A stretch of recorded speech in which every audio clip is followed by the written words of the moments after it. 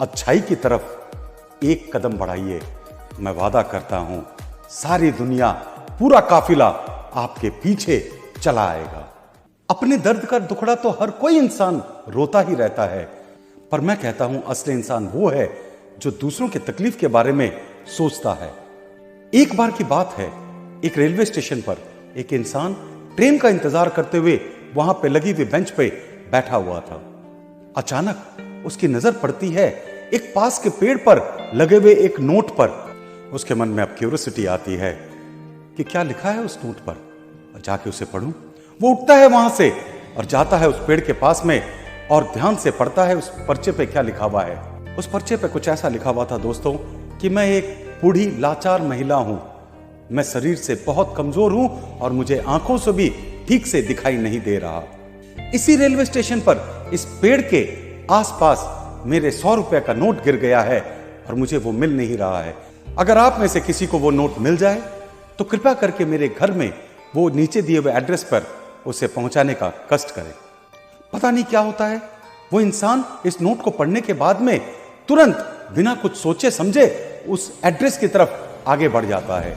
जैसे ही वो उस एड्रेस पे पहुंचता है तो वहां पे वो एक टूटी फूटी, एक पुरानी सी एक वहां पे झोपड़ी को देखता है और उसके ठीक सामने महिला बैठी हुई है।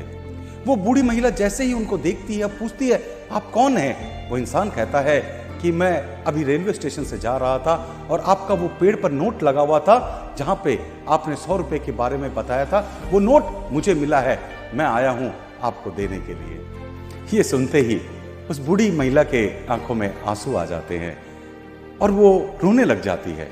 ये देखकर वो इंसान कहता है कि आप रो क्यों रहे हैं?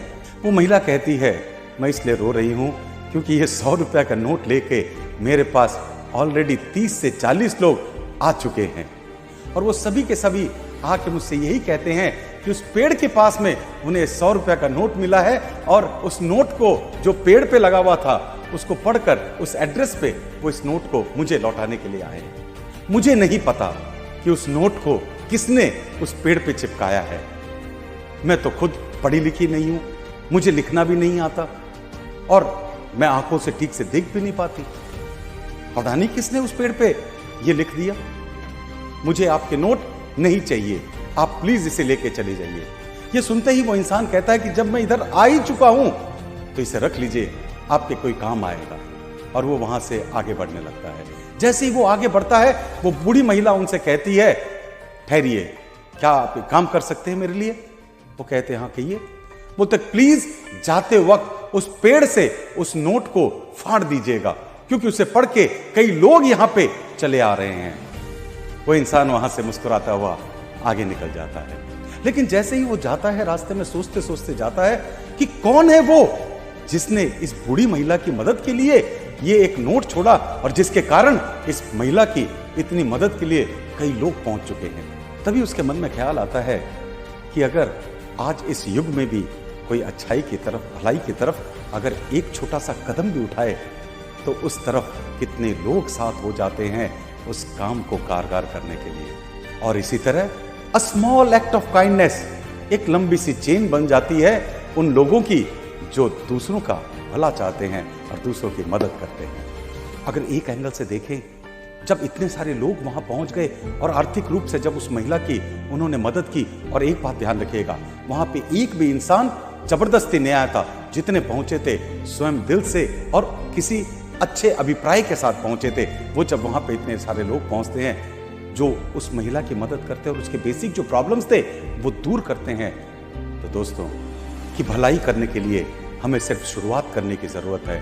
अगर हम भलाई की शुरुआत करते हैं तो एक पूरी लंबी चेन उसके पीछे लग जाया करती है। और इसी दौरान जब वो इंसान लौट रहा था कि एक इंसान सामने से उनसे टकराता है और उनसे पूछता है कि क्या आप मेरी मदद कर सकते हैं इस एड्रेस तक पहुंचने के लिए? आप बिलीव नहीं करेंगे, जब वो उस एड्रेस को देखता है तो ये एड्रेस उसी महिला का था और वो मुस्कुराने लग जाता है। और वो सामने से इंसान कहता है कि ऐसा है कि मुझे इस एड्रेस पे जाना है क्योंकि इनका 100 रुपया स्टेशन पे गिर गया था, वो मुझे मिला है, मुझे उन्हें लौटाने जाना है। वो इस इंसान को रास्ता दिखाता है और अब उसको पूरा विश्वास हो जाता है कि अगर आप दिल से मदद करना चाहें तो ये पूरी दुनिया आपके साथ हो जाती है। हमारी असली गलती तो ये है दोस्तों कि हम दिल से एक छोटा सा कदम भी आगे नहीं बढ़ाते हैं। हर समय शंका में, सोच में रहते हैं कि क्या हमारे भलाई करने से ये दुनिया बदल जाएगी। हम तो हर समय दोष देते रहते हैं कि ये दुनिया में ये बुरे हैं, ये लोग खराब है, फलाना ने ये कर दिया, ढीमका ने ये कर दिया।